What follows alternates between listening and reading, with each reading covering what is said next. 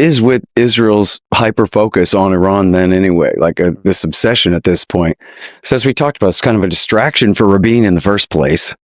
And then, the Likud took Rabin's same demonization of Iran, but without the compromise with the Palestinians part, right? And that was the Netanyahu doctrine.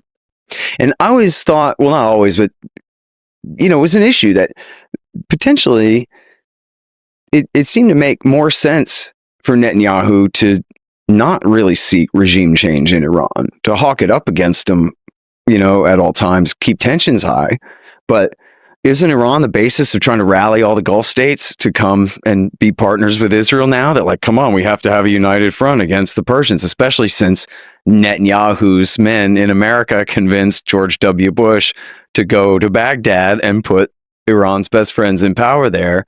And in fact, we didn't talk all about the mechanics of the thing, but we did talk a little bit about the Yemen war. It was blowback from Obama's CIA anti-Al-Qaeda war that, through a few complicated steps, as I outline in the book, led to the rise of the Houthis coming and taking over, who are a Shiite group from the north of Yemen, coming and taking over the capital city of Sana'a in 2015. As I said, America was backing them for a little while against Al-Qaeda before Obama stabbed them in the back and took Saudi and Al-Qaeda's side against the Houthis. But this is another example of the increase, supposedly, of Iranian power, although the Houthis are not nearly as close to Iran as, say, for example, Hezbollah in southern Lebanon, who you could, I think, fairly characterize as Iran's 51st state, right? Where in the case of the Houthis in Yemen, that's pretty exaggerated most of the time. And they were under total blockade. So all the propaganda about Iran shipping them all these weapons was exaggerated. But anyway, so the Iranian Shiite crescent has been empowered by American foreign policy. And by the way, until last December, we talked about the caliphate and the war with Iran against the caliphate, right? Iraq War III, to destroy it again. But then in Syria, that left Assad far more dependent on Iran than ever before, and more dependent on Hezbollah than ever before. So you could fairly characterize the dirty war of the Obama years in Syria as having fully backfired and not really accomplished anything. That is up until last November, December, when Al-Qaeda broke out of the Idlib province and sacked Damascus. That was a major score for the Sunni side against the Shiites. By the Sunni side, I mean America and Al-Qaeda and Israel and Turkey and Saudi and friends. Right. So, as I say, it made sense for Netanyahu to have an enemy in Iran to rally the Sunni Arab states against. On the other hand, hey, man, we're getting rid of from the point of view of Likud here.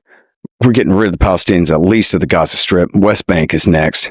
We got Hezbollah completely crippled. Their charismatic leader, Nasrallah, dead. We got Assad overthrown and replaced with friendly bin Ladenites in Syria. Of course, the Shiites still control Baghdad. There ain't no reversing that. But Israel is essentially, winning in many ways in the war over there, at least in the short term. And so, just like I was saying about Netanyahu's speech before the UN, that this is the new Middle East. Basically, I won. The Netanyahu doctrine is we get everything we want and without compromising with the Palestinians. And then the last major enemy player on the board is Iran. And apparently they thought, you know what? Like having an incentive for these Sunni kings to be friends of ours is one thing, but actually just going ahead and getting rid of them and turning Iran into something like the chaos in Syria, where there's no central state in Iran anymore at all, and it's all just Baluchi jihadis blowing up suicide bombs and Kurdish leftists and whatever going on, tearing the country apart is, like the Oded Jinan plan. Which I guess I'll explain that. It's really funny, man. If you read this, it's so ridiculous. It's ODE